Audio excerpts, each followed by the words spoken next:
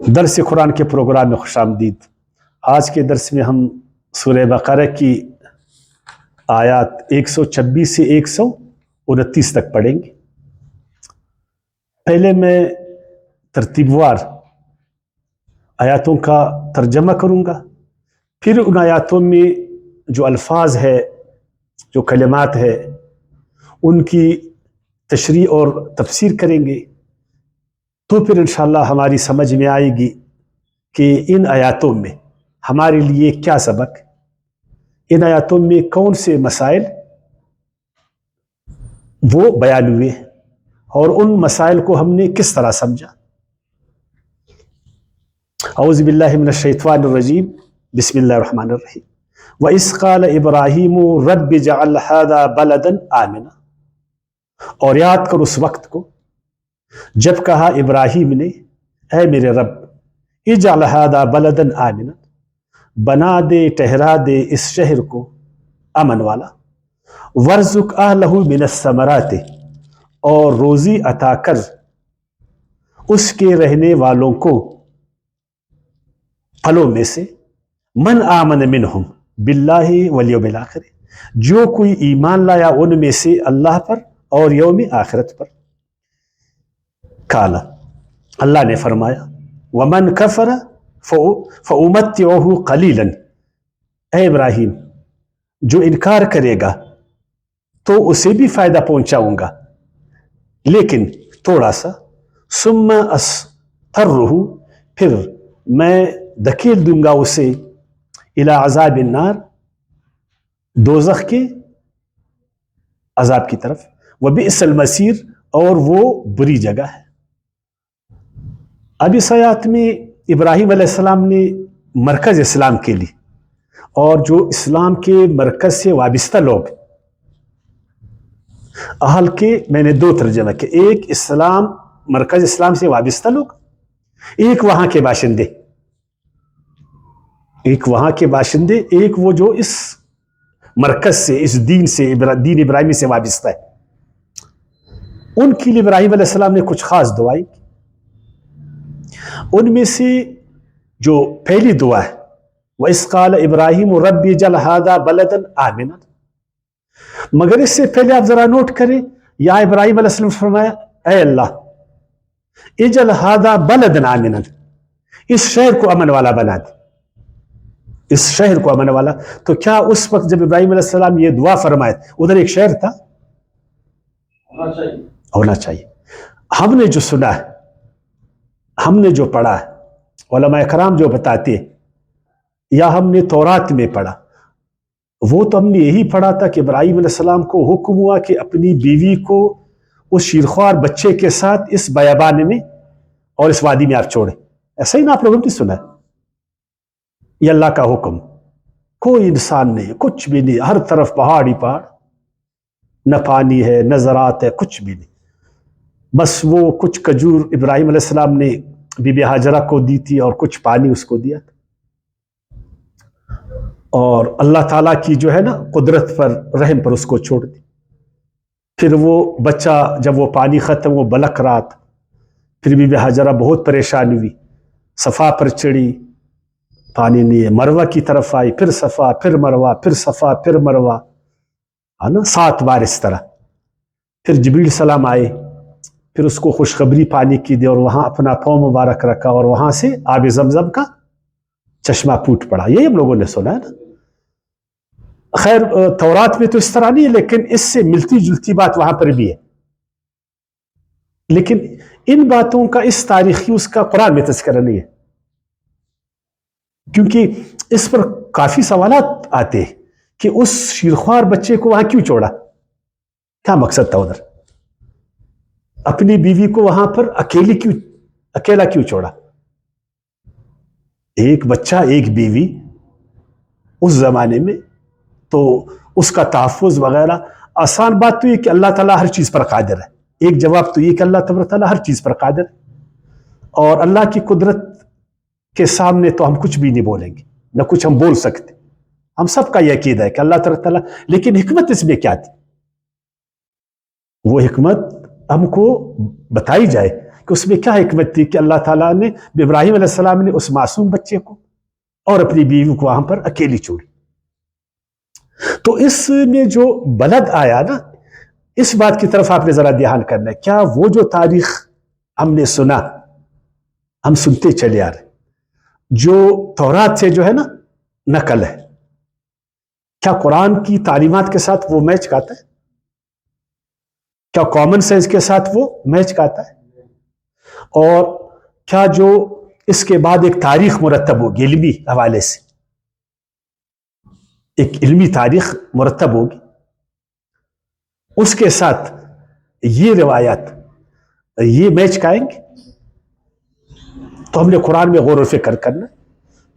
فی الحال ہم تو ایک چیز کو رد نہیں کر رہے، لیکن صرف نشاندہی ہم کر رہے ہیں. کیا کر رہے ہیں؟ صرف نشاندہی ہم کر رہے ہیں کہ قرآن نے یہاں ہاذا بلد بولا، ہاذا بلد بولا، اور بلد شہر کو کہتے. اچھا، ابھی دعا اس نے کیا کہ ایک شہر کے لیے سب سے زیادہ کون سا چیز اہم ہے؟ امن. جب ایک شہر میں امن نہیں ہے نا، سلامتی نہیں ہے، لوگوں کو یعنی لوگوں کا مال، جان، عزت، آبرو، دین محفوظ نہیں ہے، اس شہر میں کوئی رہے گا؟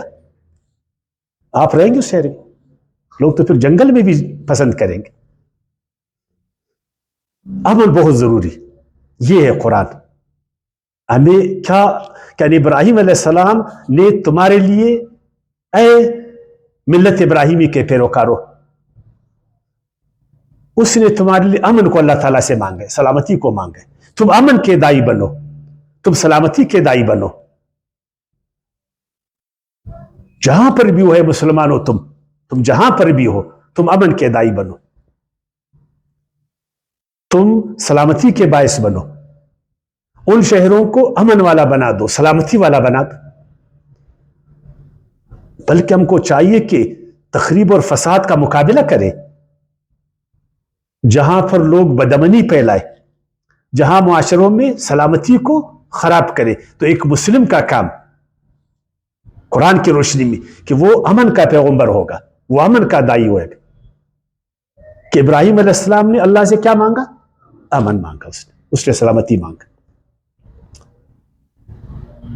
اجعل ھذا بلدا آمنا. اور اس کے بعد ایک اور دعا اس نے کی. آپ مجھے بتا سکتے کہ وہ پھر کیا ضروری تھی؟ رزق، روزی کی.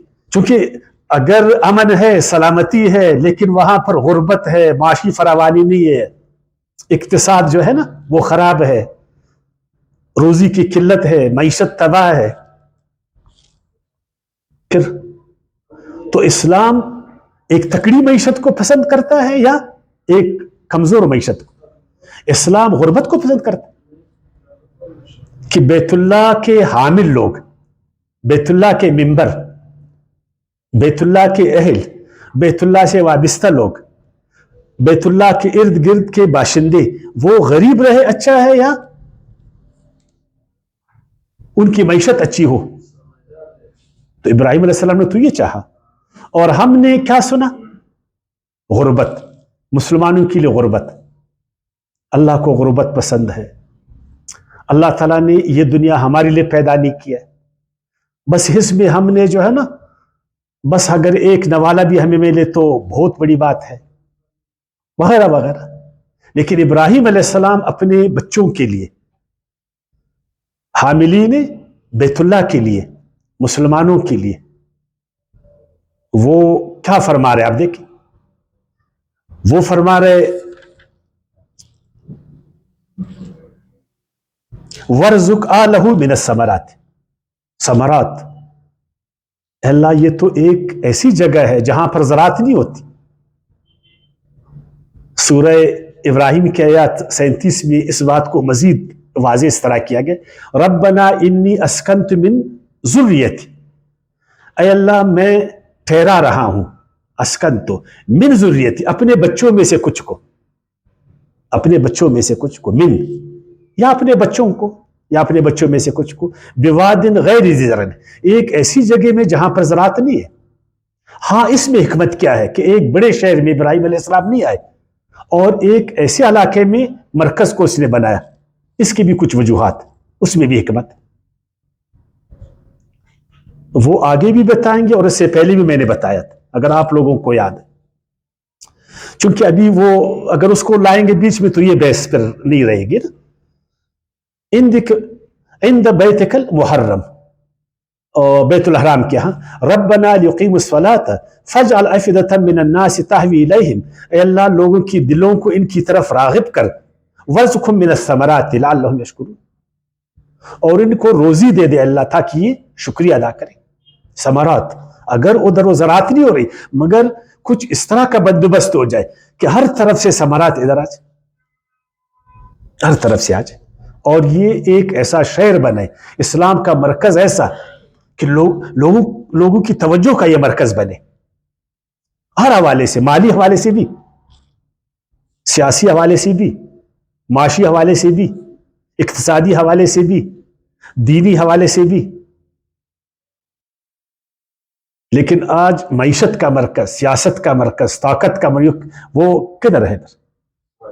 عبادت کا مرکز تو ضرور بیت اللہ ہے مسلمانوں کے لیے، لیکن جو معیشت کا مرکز، جو سیاست کا مرکز، جو سماج کا مرکز، تو گویا کہ ابراہیم علیہ السلام نے ایک دعا امن کے لیے کی اور دوسری دعا معیشت کے لیے کی.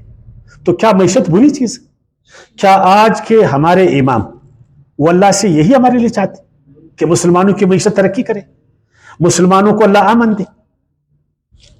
ہمارے آج کے حکمران، ہماری قیادت، ہمارے آئمہ، ہمارے بادشاہ، ہمارے منصبدار کیا ہمارے لیے امن سوچتے؟ انہوں نے تو ہمارے علاقوں کو جنگ کا میدان بنایا اپنی خواہشات کے لیے، اپنے مفادات کے لیے. انہوں نے، ہمارے حکمرانوں نے ہماری زمین کو، مسلمانوں کی سرزمین کو اپنے اپنے مفادات کے لیے جنگ کا مجگا نہیں بنایا. بڑی بڑی قوتوں نے جو جنگیں لڑی، میدان کس نے ان کو فراہم کیا؟ اور آج جنگ کو کون سپورٹ کرتے؟ آج کس کے بچے مر رہے، کن کا خون بہ رہا ہے، کون سی عورتیں بیوہ ہو رہی ہے، کون سی مائیں رو رہی ہے، کن باپوں کے کندھے ٹوٹ رہے؟ مسلمانوں کے نا. اگر امن آئے، اگر سلامتی آئے، اگر ہم امن کے دائی بنے، سلامتی کے دائی بنے، آج بھوک سے کون سی قوم مر رہا ہے؟ آج معیشت کس قوم کی خراب؟ مسلمانوں کی. کیا ہمارے حاکموں کو، ہمارے بادشاہوں کو، ہمارے حکمرانوں کو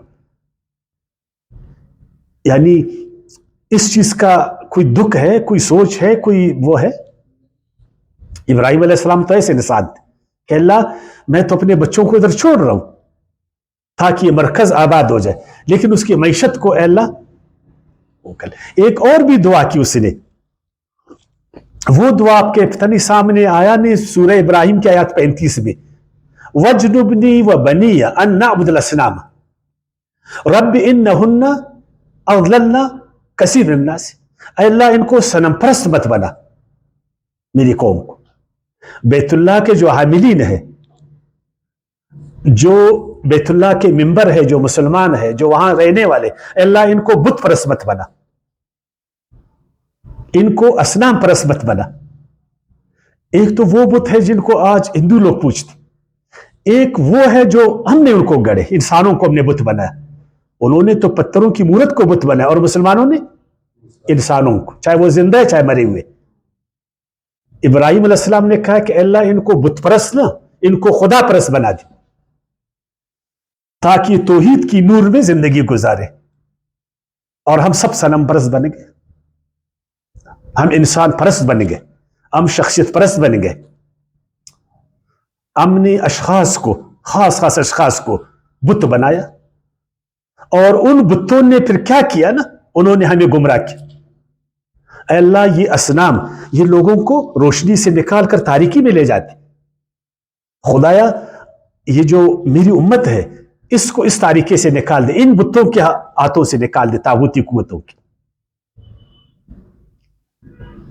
جتنے بھی نبی اللہ نے مبعوث کیے نا قوموں میں، انہوں نے یہی کہا وجتنبوا الطاغوت، طاغوت کو چھوڑنا ہے. تو کیا جو ہمارے حکمران، جو ہمارے پیشوا ہے، عقیدے کے حوالے سے، فکر کے حوالے سے ہمیں خدا پرست بنایا یا بت پرست بنایا؟ انہوں نے تو ہمیشہ چاہا کہ اپنی عظمت کو ہمارے دلوں میں ڈالے، اپنے خوف کو ہمارے دلوں میں ڈالے، ہمیں اپنا غلام بنا دے اور ہم پر آقائی کرے. یہی ہوا نا. کاش کہ ہمارے حکمران ہماری دلوں میں اپنا خوف نہیں، اللہ کا خوف ڈالتے کہ ہم سے مت ڈرو، اللہ سے ڈرو. ہماری کبریائی عظمت کو چھوڑو، اللہ کی عظمت اور کبریائی کو دل میں جگہ دو. ہمارے آگے مت جھکو، اللہ کے حضور میں جھکو. ایسا ہوتا نا پھر اچھی بات ہوتی. بیت اللہ کے ممبر، بیت اللہ کے ممبر لبیک اللہم لک لبیک لا شریک لک لبیک، اور وہ بت پرست بنا، انسان پرست بنا. مرے ہوئے انسانوں کو بھی پوچھتا ہے اور زندہ انسانوں کو بھی پوچھتا ہے. ایک مسلمان کا سر جو صرف اللہ کے حضور میں جھکتا، آج اس کا سر انسانوں کے حضور میں جھکا. وہ صرف خدا سے ڈرتا، آج انسانوں سے ڈرتا. جس کے دل میں اللہ کی کبریائی اور بزرگی ہو، اس کے دل میں ابھی اللہ کی بزرگی نہیں ہے. اور پھر ان بتوں نے ہمیں بالکل جہالت کی تاریکی میں ڈالا، اور پھر انہوں نے ہمیں انتشار کا شکار کیا، ہمیں تفریق ڈالا، ہمیں فرقے فرقے ان بتوں نے بنایا. ہر بت نے اپنا ایک فرقہ بنایا، ہر بت نے ہمارے آج کے اپنا جھنڈا دیا، اور ہم ان بتوں کے جھنڈوں کو اٹھا کر تقسیم ہو گئے. آج اللہ کی وجہ ان بتوں کی تعریفیں ہم کر رہے ہیں. انسانی بت کہتا ہوں، وہ بت نہیں. ہندو تو اس بت کو پوچھتے ہیں، میں انسانوں کا بت، قدم بڑھاؤں تمہارے ساتھ، ہے نا. ایک دعا اور بھی کی ابراہیم علیہ السلام نے، اس ابھی پڑھیں گے. ایک دعا اور اس نے کی تو فرمایا نا وَإِذْ قَالَ إِبْرَاهِيمُ رَبِّ اجْعَلْ هَذَا بَلَدًا آمِنًا وَارْزُقْ أَهْلَهُ مِنَ الثَّمَرَاتِ مَنْ آمَنَ مِنْهُمْ بِاللَّهِ وَالْيَوْمِ الْآخِرِ. اور یاد کرو جب ابراہیم نے کہا اے میرے پروردگار، اس بلد کو، اس شہر کو امن والا بنا دے، اور اس میں رہنے والوں میں سے جو اللہ اور روز آخرت پر ایمان لائے ان کو کھانے کے لیے ثمرات دے. اللہ نے فرمایا اور جو کافر ہوگا اسے بھی کچھ عرصہ فائدہ اٹھانے دوں گا. کافروں کو بھی فائدہ اٹھا اللہ تعالیٰ دیتے، کیونکہ اللہ تعالیٰ رب العالمین ہے، رزاق العالمین ہے. وہ یعنی جو اس شہر میں رہے گا، بھلے وہ مسلم نہیں ہے، بھلے وہ غیر مسلم ہے، کافر ہے، لیکن اس کو بھی اللہ تعالیٰ روزی سے محروم نہیں کرتا. اس کے بچوں کو اللہ بھوک سے نہیں مرواتا. اللہ رب العالمین ہے. کاش کہ مسلمان بھی ایسا ہو، سارے انسانوں کے، مسلمانوں کے لیے تو اس کا سوچ واضح ہے. اور جو غیر مسلم ہے، غیر مسلم تو چھوڑے، جو کافر ہے اس کے لیے ہم بھوک کو پسند نہیں کرے، اس کے لیے بھی غربت کو ہم پسند نہیں کرے، اس کے بچوں کو بھی ہم بھوکا نہ رہنے دیں. یہ ہمارا سوچ. اگر اس سوچ کے حامل بن جائے تو آپ مجھے بولے اسلام کی دعوت کو پھر کوئی روک سکتا؟ پھر تو ہر ایک آدمی اسلام میں آئے گا، ہر آدمی مسلمان ہوگا. یہ تو امن کے دائی ہے، یہ تو خیرخواہی کے دائی ہے، یہ تو انسانیت کے دائی ہے.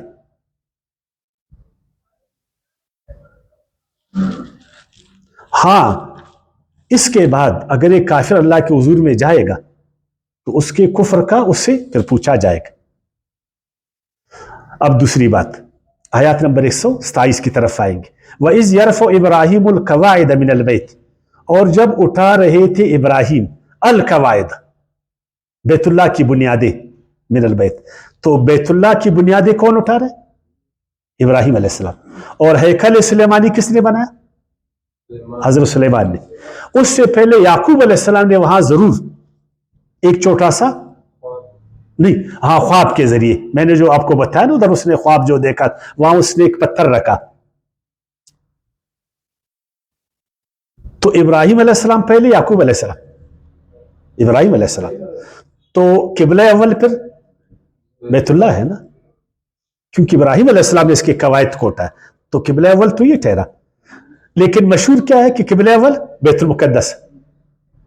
اور حبیبی مسلمان اس کا توجہ بیت المقدس کی طرف، کیونکہ وہ قبلہ اول ہے، یہ نہیں ہے قبلہ اول. یہ بہت بڑا پروپیگنڈا تھا، اور سارے مسلمان اس کے شکار ہو گئے کہ نہیں جی وہ بیت المقدس، قبلہ اول وہ ہے.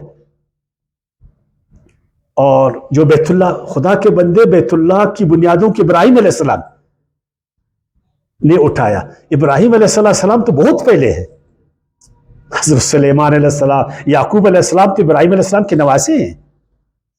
موسیٰ علیہ السلام بہت بعد میں ہے، کیونکہ بنی اسرائیل کا سلسلہ تو یعقوب علیہ السلام سے ہے نا. یعقوب علیہ السلام تو ابراہیم علیہ السلام کا نواسا ہے. حضرت سلیمان اور حضرت داؤد علیہ السلام وہ تو بہت بعد میں ہے. حضرت عیسیٰ علیہ السلام تو بہت بعد میں. اللہ تعالیٰ نے تو واضح فرمایا نا، ان اول بیت وضع للناس للذی بکۃ مبارکا وہدی للعالمین، کہ پہلا گھر وہ بیت اللہ شریف، اس کی بنیادیں ابراہیم علیہ السلام نے اٹھائی تھی. اور اسماعیل نے، اسماعیل بھی اس کے ساتھ. اسماعیل علیہ السلام حضرت اسحاق علیہ السلام سے بڑے تھے. اچھا، اگر ابراہیم علیہ السلام شیرخوار تھے بی بی ہاجرہ کے ساتھ، شیرخوار تھے، اور ابراہیم علیہ السلام اس کو چھوڑ دیا، تو اس وقت بیت اللہ نہیں تھا. بیت اللہ تو اس وقت نہیں تھا نا. پھر اس لیے نہیں تھا کہ بیت اللہ کی قواعد کو، بنیادوں کو تو اسماعیل بھی اٹھا رہا ہے، اس کو تو اسماعیل علیہ السلام بھی اٹھا رہا ہے اپنے باپ کے ساتھ. ابراہیم علیہ السلام اور حضرت اسماعیل علیہ السلام دونوں مل کر بیت اللہ کو تعمیر کر رہے. تو پہلے تو بیت اللہ نہیں تھا، اور ابراہیم علیہ السلام نے وہاں جو ہے نا اسماعیل علیہ السلام کو لایا. تو وہ اس وقت کیا کر رہے تھے ادھر؟ ایک ماں اور اس کا چھوٹا بچہ، وہ کیا کر رہے تھے ادھر؟ کیا کر رہے تھے وہاں؟ کیا مقصد تھا اس کا؟ بیت اللہ تو نہیں تھا. پھر میں آپ کو کہتا ہوں نا، اس طرح کے آہستہ آہستہ ٹپس میں آپ کو دوں گا، تاکہ وہ جو تاریخ ہم پڑھتے ہیں نا، جو روایات ہم پڑھتے، اور جو قرآن میں ہے، جو تورات میں ہے، تاکہ ان کا آپ تقابل کریں، آپ سمجھے کہ قرآن کیا کہتے. اسماعیل علیہ السلام ابراہیم علیہ السلام کے بڑے بیٹے. میں نے آپ کو کہا نا کہ ابراہیم علیہ السلام نے جو مرکز تھا وہ تو بیت اللہ شریف، اپنے بڑے بیٹے کو آپ نے مکے میں لایا. دو اس کے دوسرے جو بڑے بیٹے تھے، ایک تو مشہور حضرت اسحاق علیہ السلام تھے، اس کو فلسطین میں آپ نے بسایا. وہ بھی ایک مرکز، چھوٹا سا مرکز، یعنی اس ذیلی ایک ادھر وہ ہوا. اور ایک بیٹا جو تھا مدین، اس کو مدین میں بسایا، مدین میں، اردن میں بسا اس کو، مدین میں. ابھی مدین سعودی عرب میں ہوگا شاید، مجھے معلوم نہیں ہے تھا اتنا زیادہ کہ وہ سرحد بھی ہوئے گا اس کا، جو تبوک کا جو علاقہ ہے نا، تبوک سے بھی آگے. اور حضرت لوط علیہ السلام جو کزن تھے ابراہیم علیہ السلام کے، اس کو جو ہے نا وہ بیرے جو ڈیٹ سی ہے اس کے اطراف میں اس نے ٹھہرا اس کو.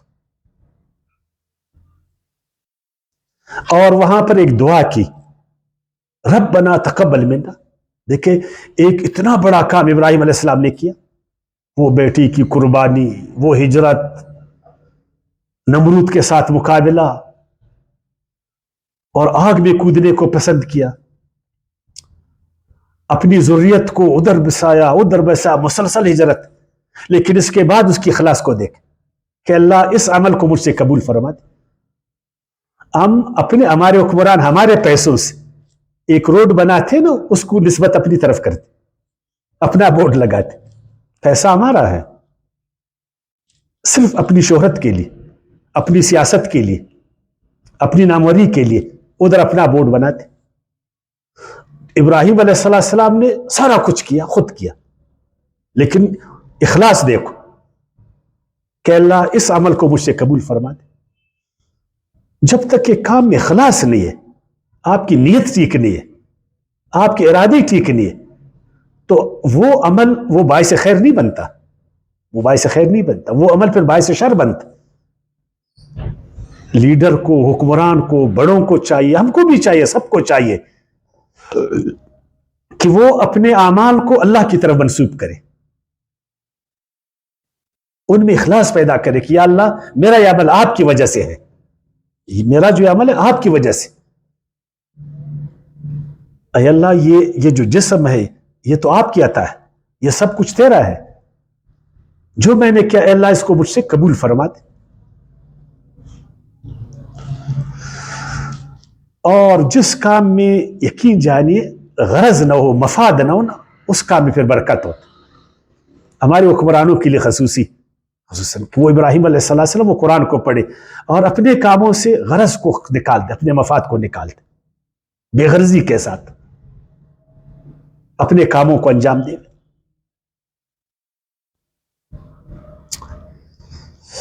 اب آگے آئیں گے، انک انت السمیع العلیم، بے شک تو ہی بڑا سننے والا علم والا ہے۔ تو ہم بھی کہ اللہ تعالیٰ ہمیشہ ہمیں دیکھ، لوگ دیکھے نہیں دیکھے، اللہ تو دیکھ، لوگ سنے نہ سنے، اللہ تو سن رہا۔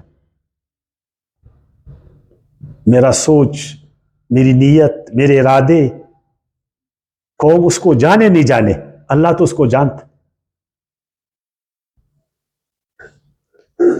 ایک اور دعا، ربنا واجعلنا مسلمین لک ومن ذریتنا، اے اللہ ہمیں فرمانبردار بنا۔ اور واقعی جب تک لیڈر جو بڑا وہ فرمانبردار نہیں ہوئے گا تو پھر چھوٹے ہوئیں گے۔ یعنی ہمارا ملک ہے، اگر ہمارے بڑے وہ شریعت کے پابند نہیں ہے، وہ دین کے پابند نہیں ہے، وہ آئین کے پابند نہیں ہے، وہ قانون کے پابند نہیں ہے، وہ روایات کے پابند نہیں ہے، کسٹم جس کو ہم کہتے ہیں نا، تو پھر دوسرے ہوئیں گے۔ جب سرخ بتی پر لیڈر کھڑا نہیں ہوئے گا تو دوسرا پھر کھڑا ہوئے گا، جب ٹیکس لیڈر نہیں دے گا تو دوسرے پھر دیں گے، جب قانون پر وہ عمل نہیں کرے گا تو اس کا دیکھا دیکھی پھر تو قوم بھی نہیں کرے گی۔ لیکن ابراہیم علیہ السلام نے بولا اے اللہ سب سے پہلا مسلمان مجھے بنا دے، اے اللہ اس مرکز کے آگے ہم لوگوں کو جھکا دے، مجھے اور میرے بیٹے کو، ہم نے اپنے آپ کو اے خدا تیرے حوالے کیا۔ جس طرح ہم لوگوں نے پڑھا نا، وہ امرت لان اکون اول المسلمین، پیغمبر علیہ السلام نے فرمایا، ہمارے پیارے نبی نے صلی اللہ علیہ وسلم، کہ مجھے حکم ہوا ہے کہ ضرور میں سب سے پہلا مسلمان بنوں۔ اسلام کو سب سے پہلے لیڈر اپنے اوپر جو ہے نا اپلائی کرتا ہے۔ دعوت دینا کوئی مشکل کام نہیں ہے، ابھی میں آپ کو تبلیغ کر رہا ہوں، کوئی مشکل کام نہیں ہے، لیکن اس پر عمل کرنا بڑا مشکل ہے، اس پر عمل کرنا مشکل ہے۔ اگر حکمران خود جو مسلمان حکمران حاملین قرآن بنے، حاملین شریعت بنے، اور اپنے اپنے ملکی قوانین کو مانے، اس کے حامل بنے، اپنے اپنے ملکی جو آئین ہے ان کی پاسداری کرے، کیا بات پر، یہ ہے قرآن تو یہ کہتے۔ اس نے دعا کی یا اللہ مجھے ایسا بنا دے۔ ہم لوگ تو بھاگتے ہیں قانون سے، ہمارے جو بڑے ہیں نا وہ کہتے ہیں کہ ہم بالاتر ہے قانون سے، ہم قانون سے بالاتر ہے، ہم آئین سے بالاتر ہے۔ اور عجیب مزہ یہ کہ یہاں جو قانون سے بالاتر ہے مسلمان اسی کی پیچھے، جو مسلمان امت ہے وہ اسی لیڈر کو پسند کرتا ہے جو اپنے آپ کو قانون سے بالاتر سمجھتا ہے، جو اپنے آپ کو آئین سے بالاتر سمجھتا ہے، جو اپنے آپ کو شریعت سے بالاتر سمجھتا ہے، جو قومی روایات سے اپنے آپ کو بالاتر سمجھتا ہے، جو قرآن سے اپنے آپ کو بالاتر سمجھتا ہے، پھر مسلمان اسی کے پیچھے۔ اللہ کہتے ہیں اپنے کاموں کو باہمی مشورے سے طے کرو۔ مسلمانوں نے بادشاہت پسند کی، بادشاہ وہ ہوتا ہے جو مشورے سے کام نہیں کرتا ہے، وہ اپنے آپ کو مشورے سے بالاتر سمجھتا ہے، وہ ڈکٹیٹ کرتا ہے، وہ ڈکٹیٹر ہے، وہ آمر ہے۔ اور مسلمان پھر وہ آمریت کو پسند کرتے، بادشاہت کو پسند کرتے، حاکمیت، ان چیزوں کو پسند کرتے۔ تو ابراہیم علیہ السلام ایسے نہیں تھے، اور کوئی نبی ایسا نہیں تھا، خصوصاً ہمارے جو پیارے پیغمبر صلی اللہ علیہ وسلم، اس نے تو کہا کہ سب سے پہلا مسلمان میں ہوں، اور عملاً بھی اس نے کر کے دکھایا۔ اگر قتال کی بات ہے تو آپ صلی اللہ علیہ وسلم پہلے صف میں، اگر انفاق اور زکوٰۃ کی بات ہے تو سب سے پہلے آپ صلی اللہ علیہ وسلم ہے، اگر اقامت صلات کی بات ہے تو آپ صلی اللہ علیہ وسلم سب سے پہلے صف، کسی بھی حکم کو دیکھو تو آپ صلی اللہ علیہ وسلم وہ پہلے صف میں آپ کو نظر آئے گا۔ اگر غزوہ خندق کے میں باقی لوگ بھی جو ہے نا وہ اٹھا کر کھدائیاں کر رہے تو آپ صلی اللہ علیہ وسلم بھی گھر میں نہیں بیٹھے یا آپ گھر میں بیٹھے۔ اگر انہوں نے اپنی بیلنس کو ٹھیک کرنے کے لیے پتھرے ایک باندھے ہیں نا پیٹ پر تاکہ بیلنس ٹھیک ہو جائے تو آپ صلی اللہ علیہ وسلم نے پھر 2 باندھے۔ یہ ہوتا ہے، ایسے نہیں کہ میں ادھر جو ہے نا آپ کو آرڈر کروں اور خود گھر میں بیٹھا ہوں، یہ نہیں، یہ اس نے دعا کی۔ اور میرے بچوں کو بھی، میری امت کو بھی، امتن مسلمتن، کاش کہ ہر مسلمان جدھر بھی ہے نا وہ مسلمان ہوئے، اللہ کے حضور میں تسلیم، شریعت کے آگے اس کا سر جھکا ہوا وہ جدھر بھی ہے۔ اور ہم کو مناسک بتا دے، مناسک علماء بتاتے قربانی کے طریقے، حج کے طریقے اور شریعت کے طریقے۔ اے اللہ مجھے قربانی کے طریقے، ایسی قربانی کروں کہ آپ اس کو مجھ سے قبول فرمائے، ایسا حج کروں اے اللہ کہ اس کو آپ مجھ سے قبول فرمائے، شریعت پر ایسا عمل کروں کہ وہ شریعت آپ کے ہاں قابل قبول ہو۔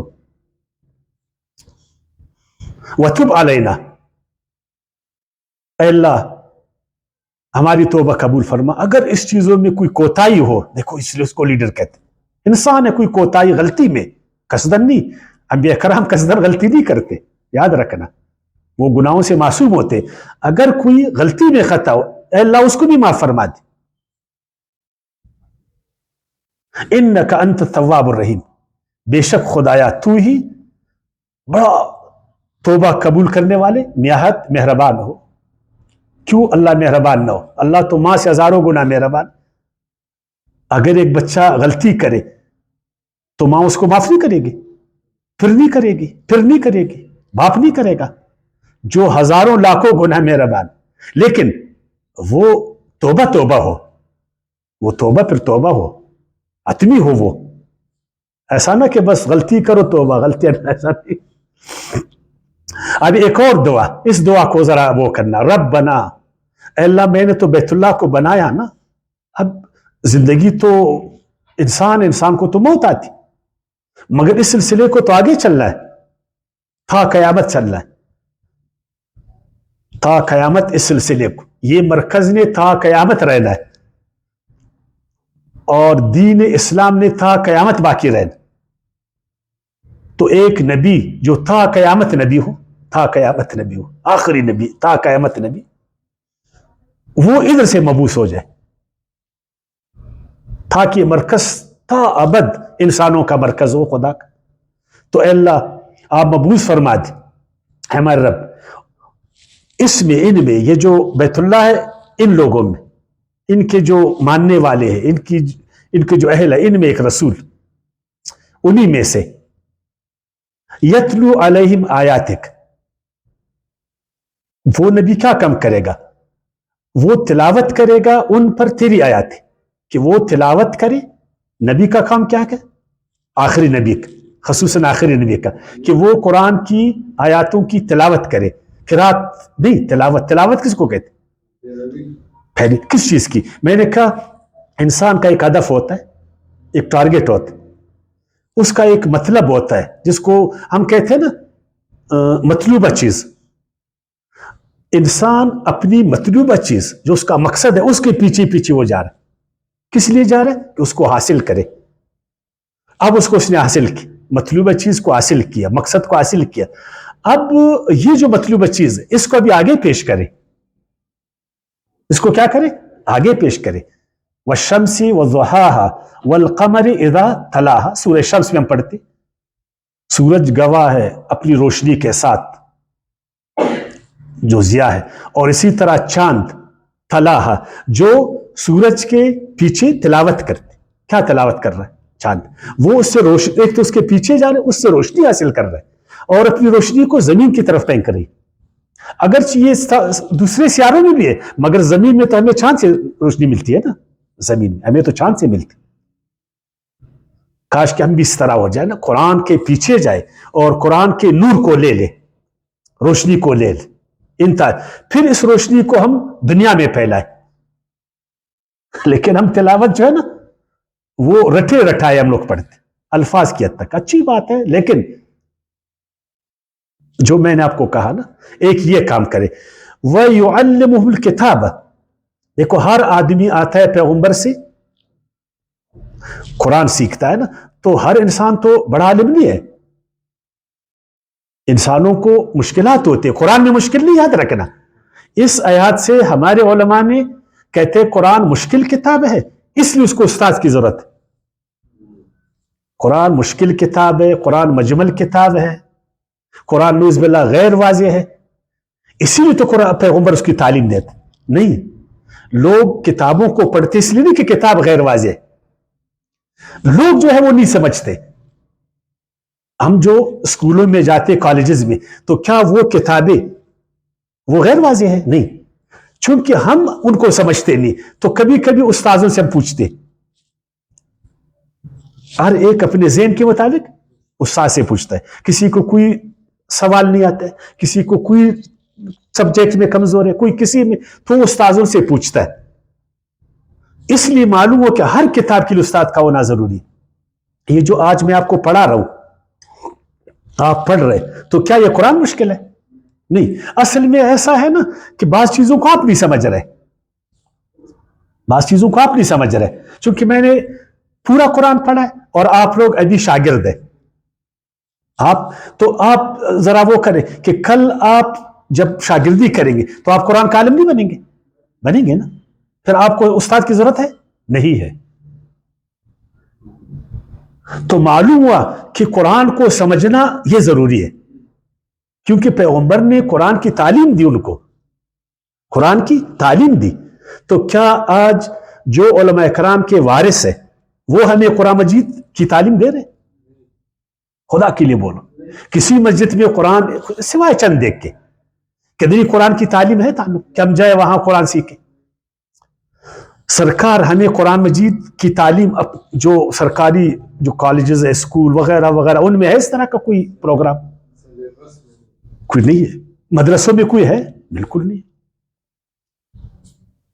اسی لیے تو ہم ابھی میڈیا میں کوشش کر رہے ہیں, پتہ نہیں میری بات کو بھی کوئی سنے یا نہیں سنے, کیونکہ لوگ ان چیزوں میں دلچسپی لیتے. سب سے زیادہ جو ہے لوگ دلچسپی کھیلوں میں لیتے, کھیلوں میں, اور اس سے بات پھر ناچ گانوں میں لیتے, ناچ گانوں میں, انٹرٹینمنٹ جو تھے نا ان چیزوں میں لیتے. کاش کہ مسلمان قرآن میں بھی دلچسپی لیتے. یار مفت ہمیں جو ہے نا مولوی صاحب قرآن پڑھا رہے, اور یقین جانیے دن رات ہم ایک کر رہے کہ ہم خود قرآن کو سیکھیں اور آپ کو قرآن سکھائیں. اور یہ علماء کرام کی ذمہ داری کہ وہ لوگوں کو قرآن کی تلاوت اور قرآن کی تعلیم والحکمت, اور حکمت کی تعلیم, قرآن کی تعلیم, حکمت کی تعلیم, ان کو سکھائے کتاب اور حکمت. تو معلوم ہوا کہ حکمت کیا ہے, دانائی کیا ہے, حکیم کون ہے. یونان کے جو بڑے بڑے فلاسفر تھے ان کو اس زمانے میں حکما کہتے تھے, جس طرح سقراط, جس طرح ارسطو, اور ایک ہمارے مسلمانوں میں مشہور ہے, کون؟ لقمان. یہ جو گھوڑوں کو ہم لگام دیتے پھر ان کے منہ میں ایک چھمڑا ایسا دیتے ہیں نا, وہ کس لیے دیتے؟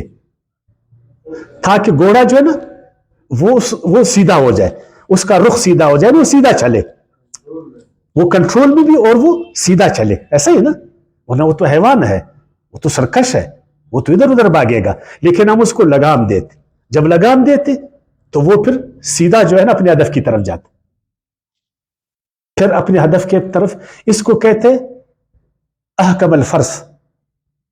کیا کہتے ہیں؟ احکم الفرس.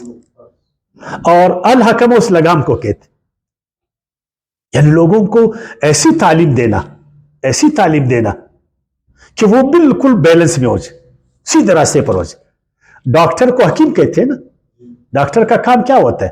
وہ مریض کو پہلے ٹریٹ کرتے, تشخیص کرتے, پھر اس کو ایسی دوائیاں دیتا ہے کہ وہ ٹھیک ہو جائے، ہے نا، وہ بیلنس میں آ جائے، دوبارہ ٹھیک ہو جائے، اس کو ہم حکیم کہتے ہیں۔ یعنی ہم لوگ روحانی بیمار ہے، فکری بیمار ہے، اعمال کے حوالے سے بیمار ہے، کوئی چور ہے، کوئی ڈاکو ہے، کوئی کیا ہے، کوئی جھوٹا ہے، کوئی فلان ہے، کوئی فلان ہے نا، ان کو آپ یعنی سیدھا کر لے، شفایاب کر لے، یہ کوئی آسان کام ہے؟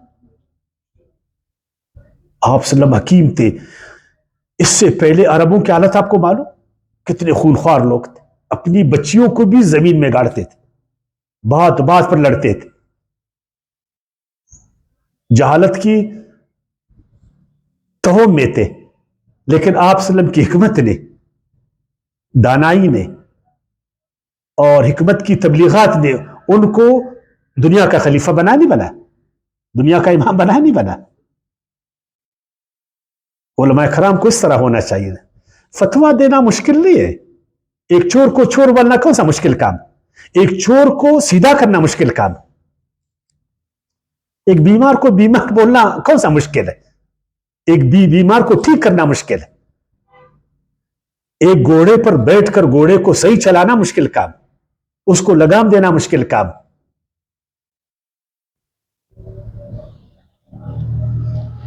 وضع الاشیاء علی موادھا، یہ بھی حکمت ہے، چیزوں کو اپنے جگہ پر صحیح رکھنا۔ یقین جان انسانوں میں بہت زیادہ صلاحیت ہے۔ دیکھو آج ہم کہتے ہیں پاکستانی قوم، دوسرا قوم، تیسرا قوم، خدا کے بندے یہ صلاحیتوں سے بھرپور ہے، یہ صرف حکیم نہیں ہے، حکیم نہیں ہے۔ اگر ان کو حکماء ملے نا، یہی قوم دیکھو پھر یہ کہاں تک پہنچے گا، یہ کہاں پہنچے گا۔ ادھر وائز تو بہت ہے ہمارے معاشرے میں، فتوے دینے والے بہت ہیں، لیکن حکیم نہیں ہے، دانا لوگ نہیں ہے، جو ہم کو لگام دے اور سیدھے راستے پر چلائے۔ ہم سرکش ہے بھی، کوئی ادھر بھاگ رہا ہے، کوئی ادھر بھاگ رہا ہے نا، اب حکیم آ جائے تھا کہ ہم کو لگام دے۔ اس طرح کا لگام نہیں کہ ہماری آزادی کو سلب کرے، یہ صرف سمجھانے کی میں بات کر رہا ہوں۔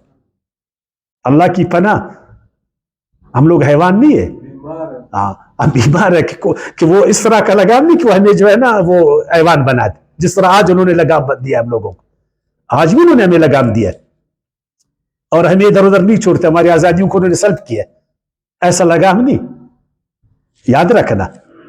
یعنی جو ہم سرکشی کی طرف جا رہے ہیں، جو بدی کی طرف جا رہے ہیں، جو ہماری صلاحیتیں برباد ہو رہی، ہم کو ایسے حکماء چاہیے، ایسے بڑے بڑے فلاسفر چاہیے، ایسے بڑے بڑے عالم چاہیے، اسکالر چاہیے، تاکہ ہمارے جو معاملات ہیں اس کو درست کر لیں،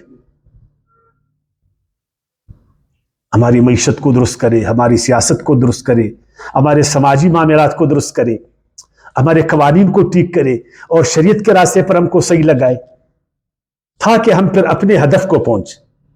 یہ اللہ کے نبی نے کی والحکمہ ویزکیہم، اور صرف یہ نہیں بلکہ امت کا تزکیہ، امت کی تزکیہ۔ تزکیہ کیا ہے آپ کو پتہ ہے؟ تزکیہ دو چیزیں، مجھے میں کمی ہے، مجھ میں خامی ہے، اندر سے میں گڑبڑ ہوں نا، پہلے اس خامی کو نکالنا، مجھے پاک صاف کرنا، پھر اس کے بعد میری جو ترقی ہے نا اس ترقی کو جو ہے نا اجاگر کرنا۔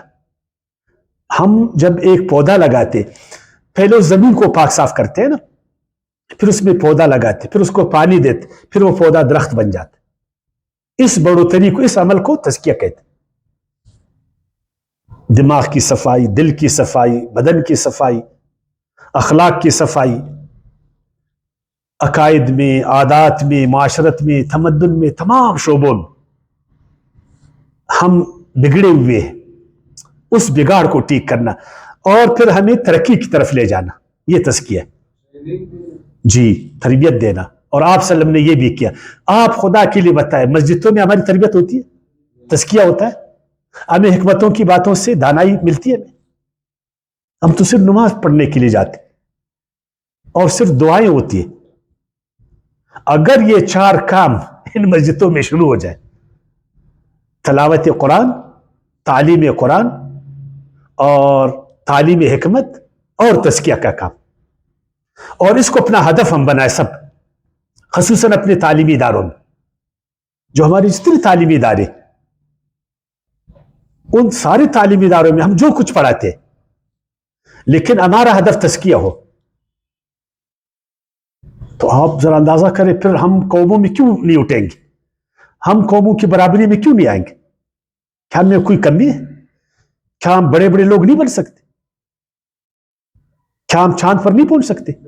ہم پہنچ سکتے، ہم اچھے انسان نہیں بن سکتے؟ یہی ہمارے لوگ مغرب میں جاتے ادھر وہ قانون کی پاسداری نہیں کرتے نہیں کرتے، وہ اچھے بنتے نہیں بنتے، ادھر بھی بنتے، خصوصاً اگر یہ سارا کچھ قرآن کی روشنی میں ہو جائے، جس طرح ہم آیات پڑھ رہے قرآن کی روشنی میں، پھر تو دوبالا ہو جاتا۔ انک انت العزیز الحکیم، آپ غالب ہے اللہ اور حکمت والے ہو۔ یہ تھا ابراہیم علیہ السلام کی چوتھی دعا، جس نے امن کے ساتھ ساتھ روزی اور صحیح عقیدہ اور علم اپنی امت کے لیے کیا اس نے مانگا؟ علم، حکمت۔ یہ ہے اللہ کا نبی ابراہیم علیہ السلام، مرکز ہے اسلام کا، لیکن وہاں حکیم نہیں ہے، حکمت نہیں ہے، معیشت اس کا ڈھانا ڈول ہے، امن اس میں نہیں ہے۔ دیکھو مرکز میں جب حکمت آئے گی، جب اس میں علم آئے گا، جب اس کے لوگ پاک صاف ہوئیں گے، تزکیہ والے ہوئیں گے، جب وہاں امن ہوگی، وہاں روزی اس کی ترقی کرتی ہوگی اور وہ آزاد ہوئیں گے، وہ خدا پرست ہوئیں گے، تو پھر کیا کہنا؟ یہ وہ چیز تھی جس نے صحابہ کرام کو خلیفہ بنایا، امام بنایا۔ پھر اس عمل کو ہم نے چھوڑا، ہم غلام بن گئے۔